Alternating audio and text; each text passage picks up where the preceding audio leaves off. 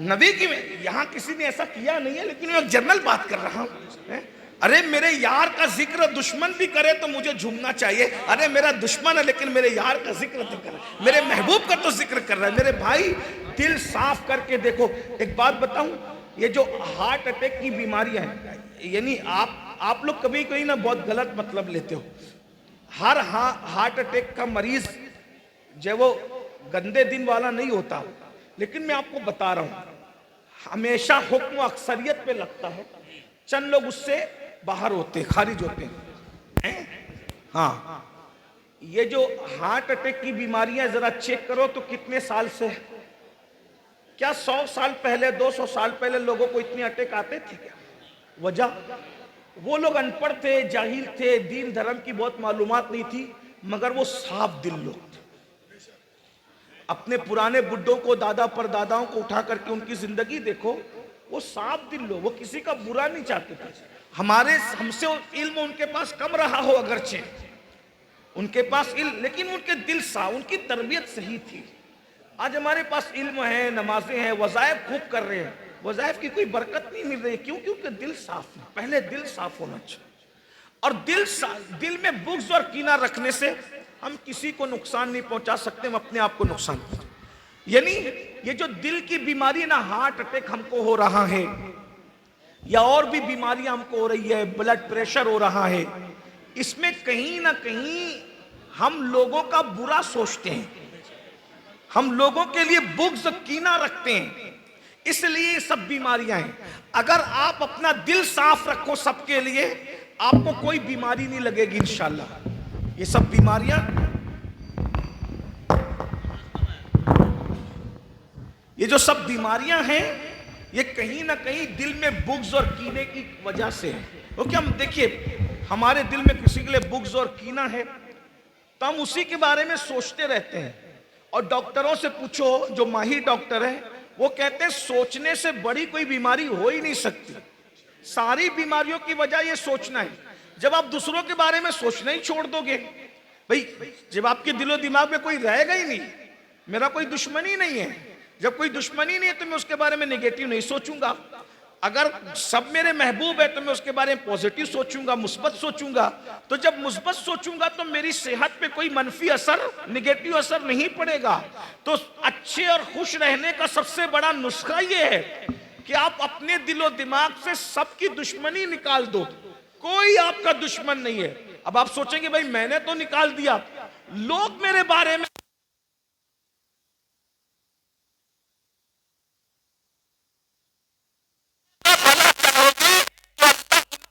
से भी तुम्हारी दुश्मनी को निकाल देगा। अपने दिल को पाक करो, दुनिया तुमसे मोहब्बत करने पे मजबूर हो जाएगी। वजह एकदम साफ सीधी बात है। हजरत उमर के हाथ में पत्थर है, रसूलुल्लाह के लबों पर दुआ है। उमर के हाथ में तलवार है, रसूलुल्लाह के लबों पे दुआ है। उमर नफरत कर रहे, रसूलुल्लाह मोहब्बत कर रहे।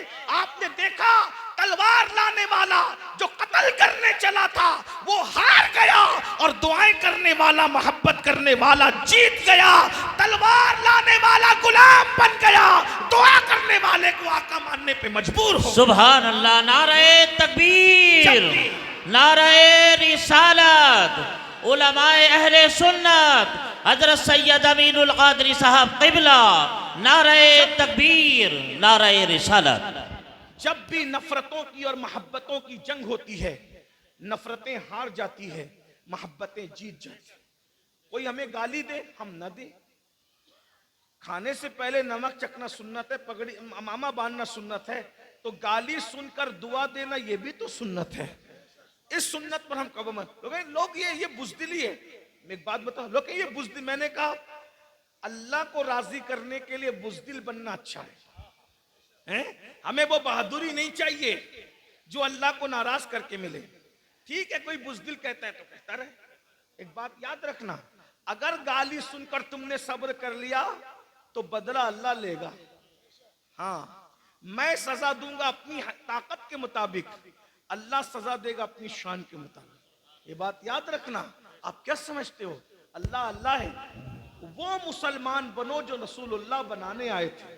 तो चलिए मैं जल्दी से वो हदीस पढ़ूं जिसका मैंने जिक्र किया कि दिल से बुग़्ज़ निकालने की बरकत क्या है? नंबर एक, अल्लाह के रसूल अलैहिस्सलाम हजरत अनस इब्न मालिक से कहते हैं, अल्लाह की शान, मदरसे का नाम भी अनस बिन मालिक, अल्लाह सुभान अल्लाह सुभान अब अल्लाह। जो जिक्र आ रहा है वो भी अनस बिन मालिक, उन्हीं के नाम पे।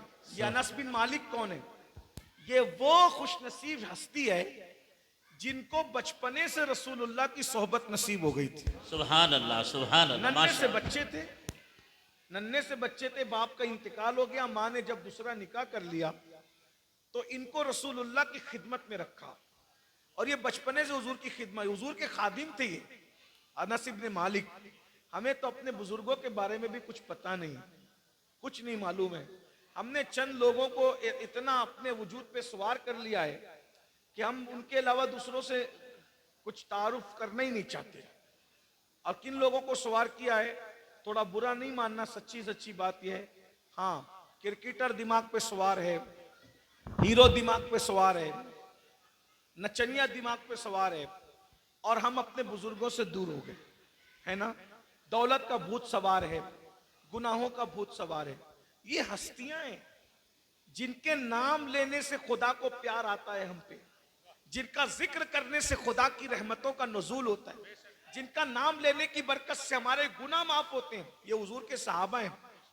और हज़रत अनस इब्न मालिक तो वो है जिनको रसूलुल्लाह के घर में एंट्री थी, घर में अंदर जाते थे, बच्चे थे ना, नन्हे से बच्चे थे, हुजूर ने उनको बच्चों की तरह रखा था। उनके घर में भी जाते थे, उनकी शहजादियों के घर में भी जाते थे। पर्दे का हुक्म नहीं आया था। एक दिन हज़रत अनस इब्न मालिक को रसूलुल्लाह ने फरमाया कि जाओ उस्मान और रुकैया के घर ये सामान, रुकैया सरकार रुकैया हुजूर की शहजादी है, सैयदा फातिमा की बड़ी बहन है, हज़रत उस्मान गनी के निकाह में थी, कल ले जाओ इस सामान पहुंचाओ। ये सामान पहुंचाने गए तो देर से आए। तवज्जो करना, अनस इब्न मालिक उनका नाम है, माशाअल्लाह आपके माशाअल्लाह। इदारे का नाम अनस इब्न मालिक है। अनस इब्न मालिक देर से आए। जब देर से आए तो रसूलुल्लाह ने फरमाया तुम देर से आए। आका कभी डांटते नहीं थे किसी को। हज़रत अनस इब्न मालिक कहते हैं अल्लाह की इज्जत की कसम में बच्चा था, हुजूर ने कभी किसी खादिम को, किसी गुलाम को, किसी बीवी को, कभी किसी को नहीं डांटा, अपनी जात के लिए किसी को नहीं डांटा। हुजूर अलैहिस्सलाम ने मैं अनस तुम देर से आए। अर्ज करते या रसूलल्लाह हाँ, क्यों देर हुई अनस? या रसूलल्लाह उस्मान और रुकैया दोनों बैठ करके हंसी की बातें कर रहे थे, तो वो दोनों इतने खूबसूरत है, मैं दोनों को हैरत से देखता रहा तो मैं लेट हो गया। माशाअल्लाह माशाअल्लाह। क्योंकि हजरत उस्मान भी बड़े खूबसूरत थे और हजरत रुकैया तो हुजूर की शहजादी थी, तेरी नस्ल पाक में है, बच्चा बच्चा वाह वाह वाह वाह। तो मेरे आका अलैहिस्सलाम को जब कहा या रसूलल्लाह उस्मान और रुकैया दोनों को मैं देखता ही रहे, बच्चे थे, पर्दे का हुक्म भी नहीं आया था, मैं दोनों को देखते ही रह गया। बच्चों को बड़ी दिलचस्पी होती है ना हर मामले में, मैं देखता रह गया, उसमें मुझे वक्त पता नहीं चला कि ताखीर हो गई। आका ने मैं अनस क्या दुनिया में इससे खूबसूरत जोड़ा भी तूने देखा है? दुनिया का सबसे खूबसूरत जोड़ा अगर है वो उस्मान और रुकैया का जोड़ा है। सुभान अल्लाह सुभान अल्लाह सुभान अल्लाह। तो मेरे आका ने सलाम ने ए अनस इधर आ, सरकार ने हजरत अनस को, अनस इधर आ, तू ये बता कि तूने सुबह किस हाल में की, तूने किस हाल में सुबह की? हज़रत अनस इब्न मालिक ने कहा या रसूलल्लाह मैंने सुबह इस हाल में की कि मेरे दिल में किसी मोमिन के लिए कीना नहीं। ये वज़ाइफ की जान बता रहा हूं मैं आपके सामने आज, शबे बारात की बरकत से इस पर अमल करके देखो, सुकून की नींद आएगी। अगर आप ब्लड प्रेशर की गोली लेते हैं इंशाअल्लाह वो गोली छूट जाएगी। अगर आप नींद की गोली लेते हैं नींद की गोली छूट जाएगी। मैं सही कह रहा हूं आपको।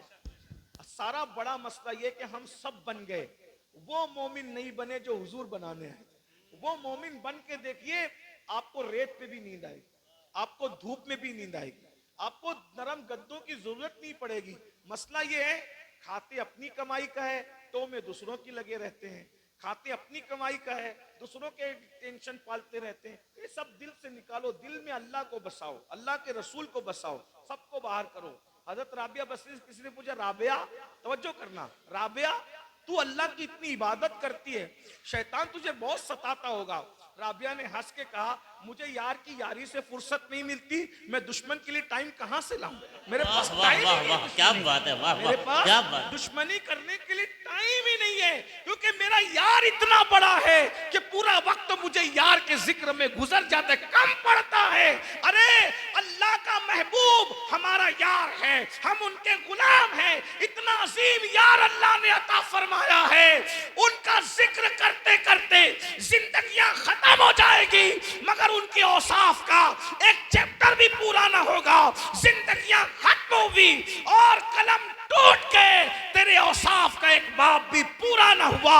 कह लेगी सब कुछ उनके, सना खा के खामोशी, चुप हो रहा ये कह के मैं क्या क्या कहूँ तुझे, लेकिन रजा ने खत्म सुखान इसमें कर दिया। खालिक का बंदा खल्क का आका कहूँ तुझे। नारे तकबीर, अरे जोर से कहो भाई, नारे तकबीर, नारे रिसालत, नारे रिसालत, उलमाए अहले सुन्नत, माशाअल्लाह माशाअल्लाह। हमारे पास टाइम ही नहीं है भाई, किसी लीडर की बुराई करें, किसी मौलाना की बुराई करें, किसी डॉक्टर की बुराई करें। हमारे लिए क्या, हमारा यार इतना बड़ा है, उनकी जुल्फ का जिक्र करें तो जिंदगी खत्म हो जाए। जुल्फ के औसाफ हैं? अगर आप आला हजरत का नाम सुनते हैं तो बताओ आला हजरत नबी की जुल्फों को कैसे बयान करते हैं? महबूब हमारा महबूब है, एक बात पे पूरी जिंदगी खत्म हो जाए। कैसा महबूब? कहते हैं बज़्म सनाए जुल्फ में, ये इमाम अहमद रजा है, नबी की जुल्फे कैसे कहते हैं, बज़्म सनाए जुल्फ में मेरी अरूसे फिक्र को सारी बहार हश्ते खुल्द छोटा सा इत्रदान है। मतलब क्या है?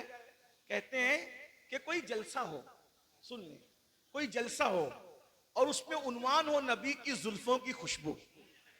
क्या उन्वान हो? नबी की जुल्फों की खुशबू। क्या है जरा मैं भी अर्ज करूं, मेरे नबी की जुल्फों की खुशबू से जमीनें भी महक रही है और अर्श भी महक रहा है। कहां खोले हैं गेसू यार ने, खुशबू कहां तक है? सुभान अल्लाह। लेकिन आला हजरत, फिर आला हजरत क्या कह रहे हैं कि नबी की जुल्फों की खुशबू का टॉपिक हो और जलसा हो, और मुकर्रिर कौन हो? बयान करने वाला अहमद रजा। ये टॉपिक किसको मिले? अहमद रजा को। जलसा कौन सा हो? नबी की जुल्फों की खुशबू। तो अब मैं बयान करने, आलत कहते हैं मैं बयान करने बैठूंगा तो नबी की खुशबू में क्या बयान करूंगा? तो कहते हैं जब मैं नबी की जुल्फों की खुशबू बयान करने बैठूं तो मेरी फिक्र, भाई फिक्र जब दिमाग में आती है तो दिल में आती है, दिल में आती है तो जबान पे आती है।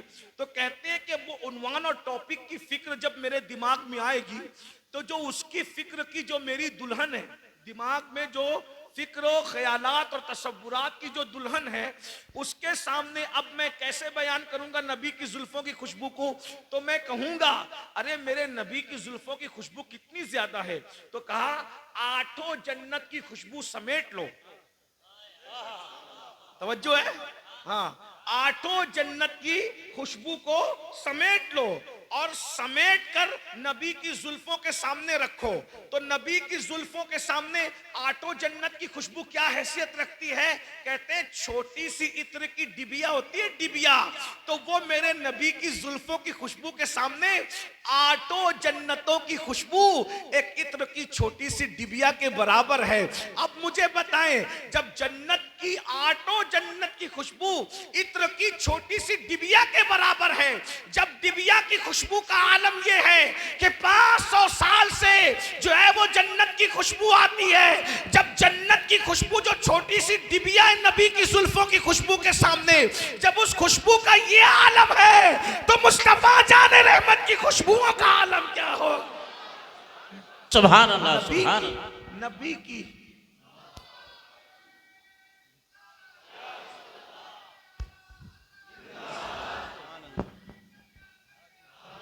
बज़्म सनाए जुल्फ में, शेर सुनने, बज़्म सनाए जुल्फ में मेरी अरूसे फिक्र को सारी बहार हश्ते खुल्द छोटा सा इत्रदान है। ये नबी की शान इतनी बड़ी है, वही बोलते बोलते मर जाओगे ना, जिंदगी खत्म। क्यों किसी का पे डिस्कस करते हैं? अब कोई छेड़े वो छोड़ यार, इतना कौन अहम है? नबी से ज्यादा कोई अहम है? और क्यों इसकी उसकी में लगे रहते हो? तो बात चले खत्म करते हैं कि क्या मेरे आका फरमाते हैं, ए अनस तुमने सुबह किस हाल में की? अस की या रसूलल्लाह इस हाल में की कि मेरे दिल में किसी मोमिन के लिए कीना नहीं है। तो मेरे आका अलैहिस्सलाम फरमाते, ए अनस गौर से सुन, अब तवज्जो, गौर से सुन, ये मेरी सुन्नत है। हम हुजूर की सुन्नतों की बहुत बात करते हैं, अब सुनना, आका फरमाते ये मेरी सुन्नत है कि तेरे दिल में किसी मोमिन के लिए कीना ना हो। अब सुनिए, ये मेरी बहनों की खास तवज्जो, देवरानी से नहीं जमती, जिठानी से नहीं जमती, इससे नहीं जमती, औरतों की बहुत कम लोगों से जमती है, बल्कि उनकी तो शौहर से भी कभी कभी नहीं जमती। ऐसे मत करो, अपने दिल को मोहब्बत वाला रखो, प्यार वाला। याद रखना, आप कहती हैं मैं मोहब्बत करूंगी तो मेरी सांस लड़ती है, मैंने कहा गलत, तुम मोहब्बत करो, एक न एक दिन तुम्हारे दुश्मन तुमसे मोहब्बत करने पे मजबूर हो जाए। ये इस फलसफे पर अमल करके तो देखो ना।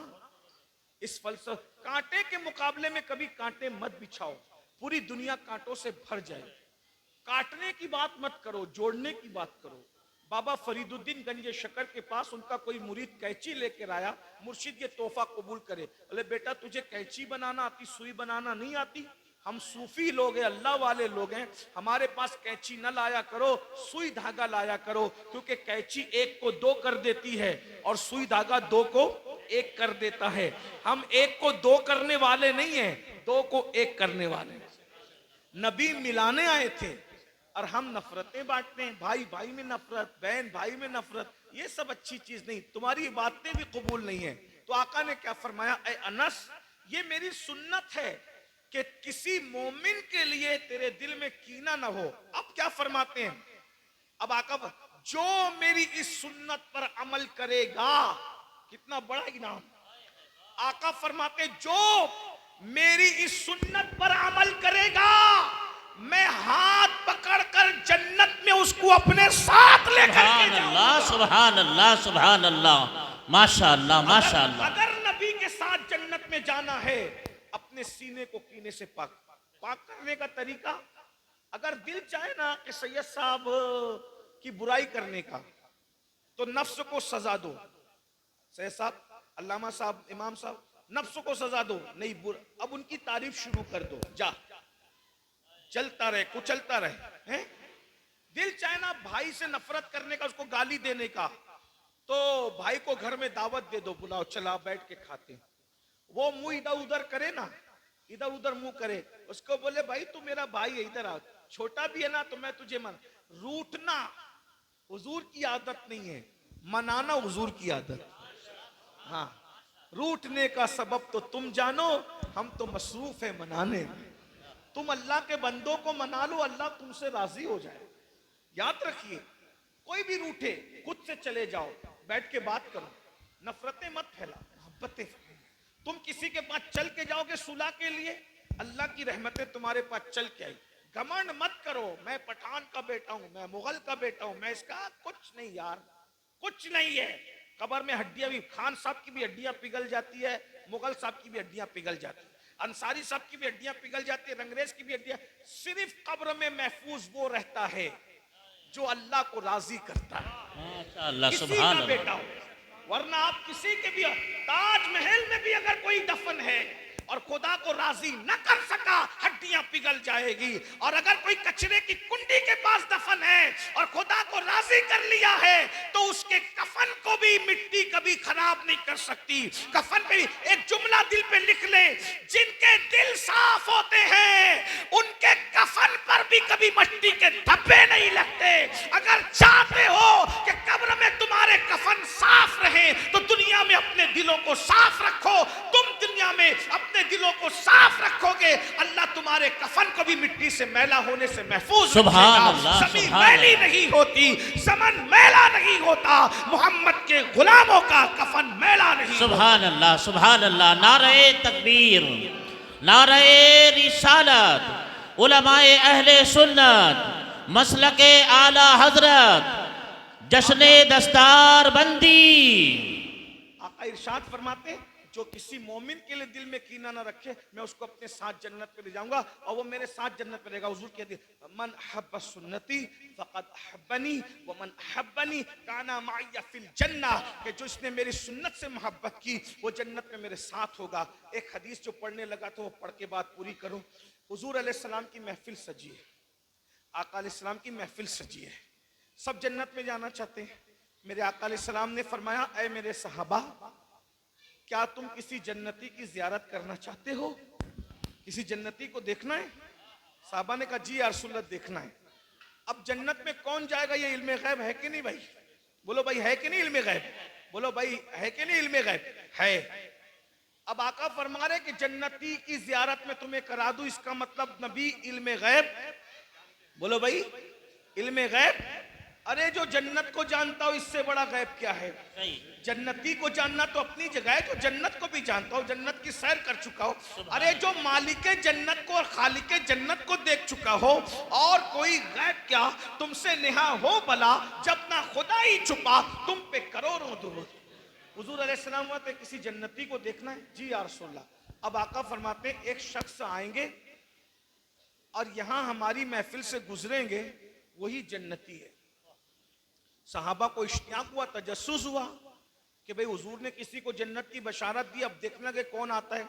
एक सहाबी आए, उनके आज़ाए वुजू से पानी के कतरे टपक रहे थे, हाथों में जूते थे, वो सलाम करते हुए गुजर गए। लोगों ने रश्क की नजर से देखा, कितना खुशनसीब है, हुजूर ने इसको जन्नत की बशारत। दूसरे दिन फिर महफिल सजी थी, फिर वह किसी जन्नती को देखना है। साहबा ने कहा क्यों नहीं, का एक जन्नती यहां से गुजरेगा उसको देख लो। लोगों ने सोचा कल तो फुला थे, आज कौन खुशनसीब। दूसरे दिन भी वही आए, 2 बार जन्नत की बशारत। फिर महफिल सजी थी, फिर मैं किसी जन्नती को देखना है। लोगों ने सोचा 2 मरतबा तो वो बाजी ले गए, तीसरी बार कौन? तीसरी बार भी वही आए। यानी हुजूर अलैहिस्सलाम ने 3 बार उनको जन्नत की। एक जवान सहाबी है, सहाबी के बेटे हैं, वो भी सहाबी है, हजरत अब्दुल्ला इब्ने अम्र इब्ने आस। वो महफिल से उठे, देखो बहुत होशियार थे, ज़हीन थे।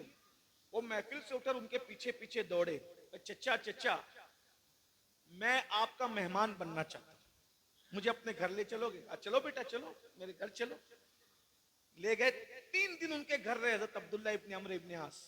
बोले चचा अब मैं जाऊं? उन्होंने कहा बेटा तुम 3 दिन रहे, कुछ बात नहीं की, कुछ नहीं, बस मेरे साथ साथ साए की तरह लगे रहे, लेकिन तुम कुछ पूछते नहीं, क्यों आए थे तुम मेरे मेहमान? तुम भी मदीने शरीफ में रहते हो, मैं भी मदीने शरीफ में रहता हूँ, गांव के गांव में तुम मेरे मेहमान बन गए, लेकिन तुम कुछ कहते नहीं, क्या बात है? उन्होंने कहा चचा बात यह है कि मैं चेक करना चाहता था कि आप करते क्या हो। क्यों, तुम्हें क्या तजस्सुस थे मेरे काम से? बोले मैंने हुजूर की जबान से 3 दिन तक मुसलसल तुम्हारे जन्नती होने का ऐलान सुना, तो मैंने सोचा कि वो कौन सा अमल है जो हम नहीं करते और आप करते हैं। क्योंकि कोई तो ऐसा अमल होगा ना जिसकी वजह से हुजूर ने तुम्हें जन्नत की बशारत दी है, तो मैं वो अमल मालूम करूं, मैं भी करूं, ताकि मुझे भी जन्नत की बशारत मिले। लेकिन आप हमसे ज्यादा अमल, बस यही बात, पूरी दुनिया लगी हुई है ज्यादा अमल ज्यादा अमल। मेरे भाई पहला जिन ज्यादा अमल करो, मना नहीं है, लेकिन पहले कुछ करो। अमल से पहले कुछ है। पहले जीने पर आओगे तो छत पे चढ़ोगे ना, पहले जीने पर आओगे तो कमरा नसीब होगा ना। जो जीने पर ही नहीं आया उसका क्या होगा? तो उन्होंने कहा अब्दुल्ला इब्ने अम्र इब्ने आस ने, मैं सोच रहा था कि रसूलुल्लाह ने तुमको 3 बार जन्नत की बशारत दी, तो तुम हमसे ज्यादा अमल करते होंगे, रात रात भर इबादत करते होगा। मैं कुछ नहीं करता, तुमने देख लिया, 3 दिन तक तुमने देखा कि मैं कुछ नहीं करता हूं, सिर्फ मैं नमाजें जो मुझ पे फर्ज व वाजिब है बस उतना करता हूं। मैं बहुत ज्यादा, मैं काम धाम वाला आदमी हूं, मैं बहुत ज्यादा कुछ नहीं कर पाता। तो कहा फिर हुजूर ने तुम्हें जन्नत की बशारत क्यों दी? बस ये 2 जुमले सुनाने के लिए इतना बड़ा वाकया मैंने बयान किया। अब्दुल्ला इब्ने अम्र इब्ने आस ने पूछा कि चचा आपको हुजूर ने 1 बार भी नहीं 3 बार जन्नत की बशारत दी, आप हमसे ज्यादा अमल नहीं करते, फिर आपको क्यों बशारत मिली? उन्होंने कहा बेटा उसका राज ये है कि जिस दिन से मैं ईमान लाया हूं उस दिन से लेके आज तक किसी मोमिन के लिए मेरे दिल में कभी कीना नहीं है, बस उसी की बरकत है कि रसूलुल्लाह ने मुझे 3 मरतबा जन्नत की बशारत। वाह वाह वाह, सुभान अल्लाह सुभान अल्लाह, मेरी माशा गुजारिश, अल्लाह माशा। अगर शबे बारात में मगफिरत और बख्शिश चाहते हो, अपने भाइयों को माफ करो, अपनी बहनों को माफ करो, अपने पड़ोसियों को माफ करो, रिश्तेदारों को सबको माफ करो। एक पीर के 2 मुरीद हो, आपस में लड़ते हो, एक बाप के 4 बेटे हो, आपस में लड़ते हो, बहनों से आपकी नहीं जमती, पड़ोसियों से नहीं जमती, मोहल्ले वालों से नहीं, सबसे लड़ते रहते हो। लड़ना मोमिन की शान नहीं, जात के लिए लड़ना कुत्तों का काम है, मोमिन का काम नहीं। लड़ो मत, मिलो, प्यार करो, दिलो प्यार बांटोगे, प्यार मिलेगा। शबे बारात में अगर मगफिरत चाहते हो तो एक दूसरे के साथ अभी से दिल पाक को साफ कर लो। हम आला हजरत के मसलक का नारा लगाते हैं। आला हजरत का तरीका ये था, शबे बारात आने से पहले अपने मुरीदों को, खानदान वालों को, मोहल्ले वालों को, सबको जमा करके कहते हैं एक दूसरे के लिए कीना निकालो, एक दूसरे को माफ करो। शबे बारात आने से पहले तुम एक दूसरे को माफ कर दो, शबे बारात में अल्लाह तुम्हें माफ कर देगा। मगफिरत चाहते तो ये करो। अल्लाह ताला से दुआ है अल्लाह हम सबको तौफीक अता फरमाए। बोलो क्या यहां बैठे बैठे एक फैसला हो सकता है? इतना वक्त दिया, 1 मिनट और। यहां बैठे बैठे एक फैसला हो सकता है? हो सकता है? बोलो भाई, जवाब दे। हो सकता है? कोई काम हो सकता है?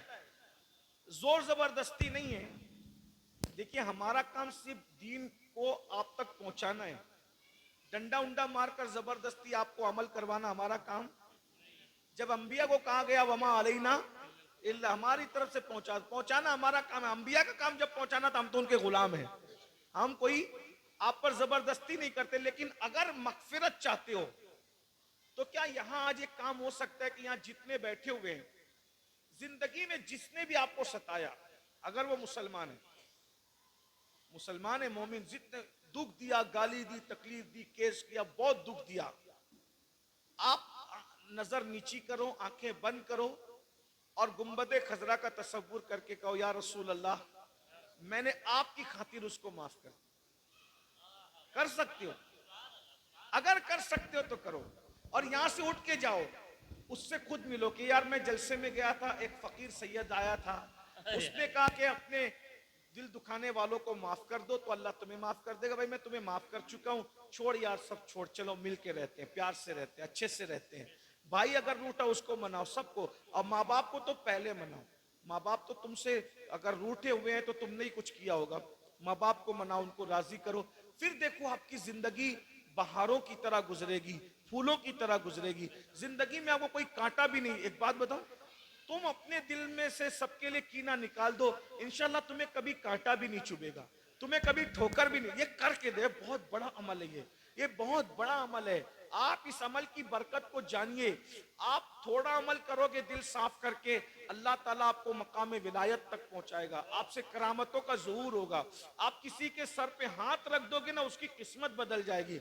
ये वली लोग जो है ना, इनका सबसे बड़ा कारनामा यह है कि वली लोग अपना दिल साफ करते, जितनी इबादतें करते थे दिल साफ करने के लिए, बस हमने इस पे मेहनत करना छोड़ दिया है। लोग बाथरूम इतना साफ रखते हैं आजकल, मुझे हंसी आती है। अच्छी बात है, साफ रखना चाहिए। जिस बाथरूम में पाखाना करना है उस पे खुशबू मार मार के उसको सजाते हो, और जो दिल अल्लाह देखता है, इसमें अल्लाह के अनवार आने वाले हैं, इसको पाखाने से ज्यादा बदबूदार किया। जिसपे खुदा की नजर है, अनवार बरसने वाले हैं, उसको पाखाने से ज्यादा नापाक और गंदा कर दिया। और जिसपे पाखाना करना है उसको खूब चमका रहे हो। अरे भाई, उसको चमका रहे हो, जरा इसको भी चमकाओ। ये चमकेगा तो ये चमकेगा, और ये चमकेगा ना तो फिर तुम्हें जो देखेगा उसको खुदा याद आ जाएगा। और जिसको देख के खुदा याद आता हो, फिर सुभान अल्लाह, वो अल्लाह वाला होता है। मैं तो सबसे गुनहगार आदमी, मैं अल्लाह की बारगाह में दुआ करता हूँ, अल्लाह पहले मुझे अमल की। अल्लाह अकबर, अल्लाह अल्लाह अल्लाह अकबर, अल्लाह अकबर। देखिए, ऐसा है कि अल्लामा अरुण साहब एक उन्वान की फरमाइश कर रहे हैं। मैं यकीन जानिए कि कहीं भी उन्वान का मैं मंसूबा लेकर के नहीं जाता हूं। और वो कह रहे हैं कि रात में जो तकरीर की थी अभी कर दें, मैं कर दूंगा आपके कहने पर। मगर बात यह है कि मैं कोई तकरीर याद करके नहीं जाता हूं।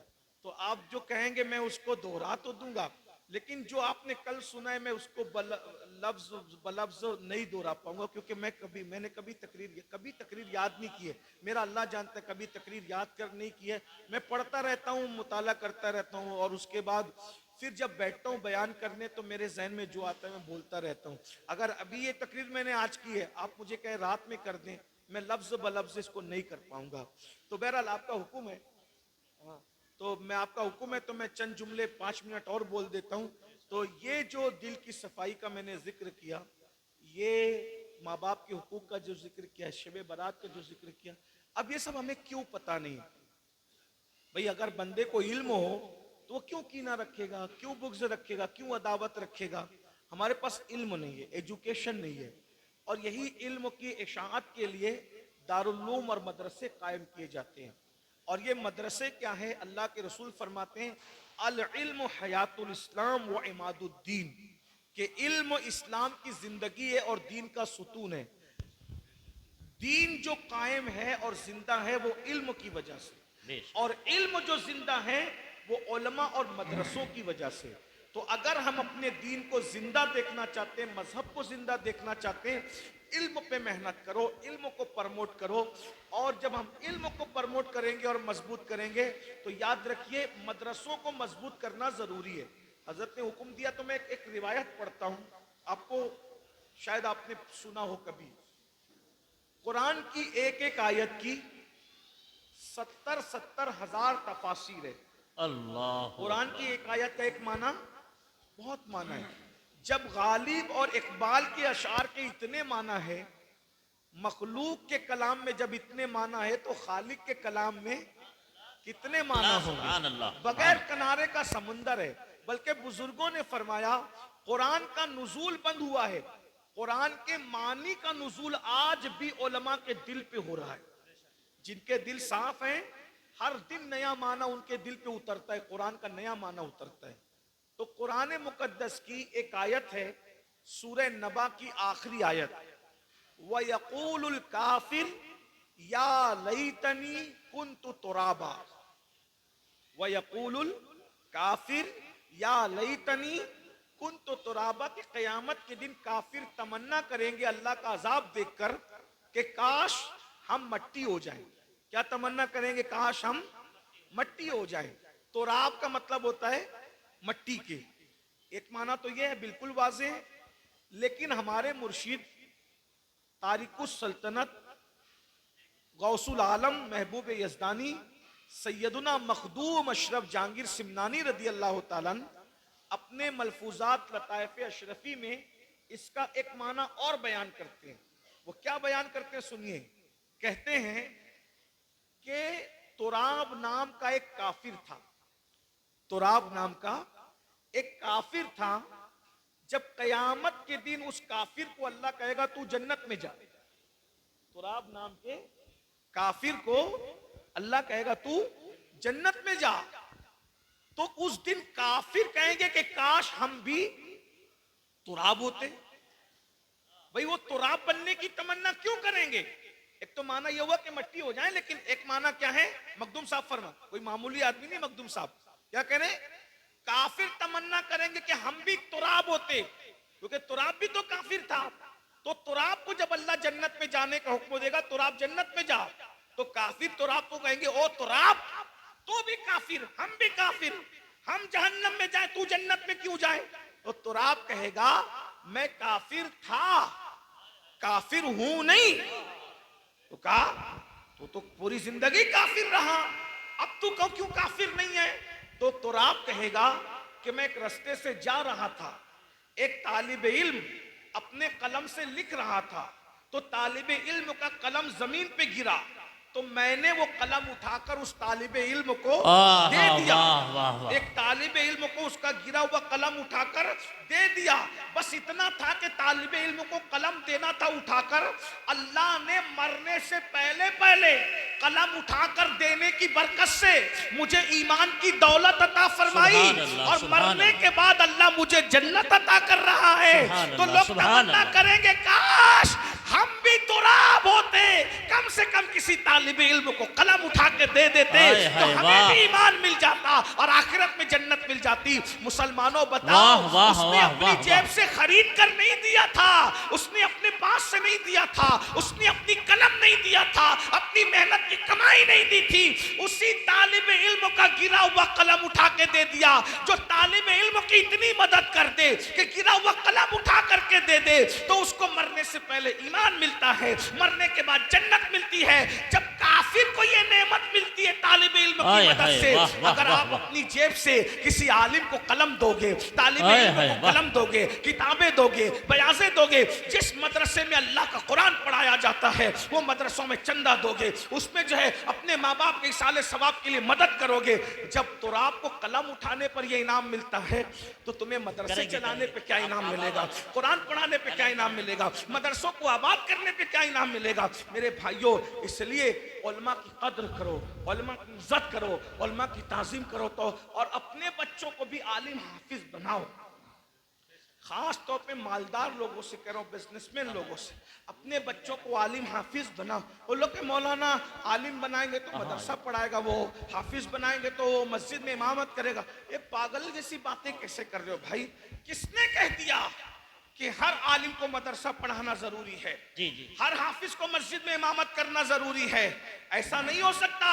जो आलिम और हाफिज हो वो वकील भी हो, जो आलिम और हाफिज हो वो जज भी हो, जो आलिम और हाफिज हो वो चाहे वो आईएएस भी हो, आईपीएस भी हो। ऐसा नहीं हो सकता? बिल्कुल हो सकता है। सुभान आपको पता है दिल्ली की जामा मस्जिद में कौन तरावी पढ़ाता था? हाय, पता हाय, है? वाह, वाह। अखंड औरंगजेब। भारत में जब अंग्रेज नहीं आए थे तो दिल्ली की जामा मस्जिद में अखंड भारत का बादशाह सुल्तान मुहियुद्दीन औरंगजेब आलमगीर तरावी पढ़ाया करते थे। सुभान अल्लाह, सुभान अल्लाह, सुभान अल्लाह।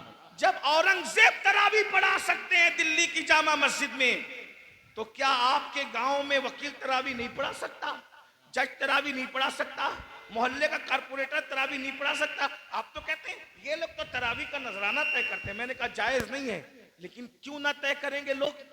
जब तुमने मजहब गरीबों के हाथ में सौंप दिया, गरीब के बच्चे पढ़ते हैं, तुम्हारे बच्चे तो पढ़ते नहीं, तो फिर वो तो तय ही करेगा। हालांकि मैं उसकी तारीफ नहीं कर रहा हूं। अगर करोड़पति बाप का बच्चा हाफिज बन जाए, तो बोले मैं क्या तय करूंगा नजराना? तुम जितना नजराना हाफिज जी को देते हो उससे ज्यादा मेरा बाप तो ज़कात तकसीम कर देता है। तो वो नहीं, तो मालदारों के बच्चों को भी पढ़ना चाहिए। जब बादशाह अपने बच्चों को पढ़ा सकता है तो आजकल के मालदार क्यों नहीं पढ़ा सकते? मालदार भी अपने बच्चों को दीन पढ़ाएं, इससे फायदा होगा, मजबूती आएगी। आप नहीं देखते अल्लामा फजल खैराबादी का नाम बार बार सुनते हैं, ये हिंदुस्तान के सबसे बड़े जज थे। जोहर की अजान से पहले फैसले करते थे, जोहर की अजान के बाद मस्जिद में नमाज पढ़ाते थे। मेरे भाइयों, हमें भी दीन पढ़ना होगा, अपने बच्चों को भी पढ़ाना होगा। जैसे दीन की जरूरत गरीबों को है वैसे अमीरों को भी है। मैं तो पूरे हिंदुस्तान में एक जुमला कहते फिर रहा हूं कि दुनियावी एजुकेशन कम से कम अपने बच्चों को इतना दो कि हर बच्चा ग्रेजुएट बने, और मजहबी एजुकेशन अपने बच्चों को इतना दो कि घर में बच्चा पैदा हो, अजान हम ही दें, और घर में बाप का इंतकाल हो जाए, जनाजा भी हम ही पढ़ा सके। इतना इल्म हर एक मुसलमान के पास होना चाहिए। अल्लाह ताला तौफीक बख्शे। गुफ्तगू के दरमियान कोई गलती हो तो अल्लाह ताला माफ करे। अस्तगफिरुल्लाह रब्बी मिन कुल्लि ज़ंबिन व अतूबु इलैहि व मा अलैना इल्लल बलाग। अस्सलामु अलैकुम व रहमतुल्लाहि व बरकातहू।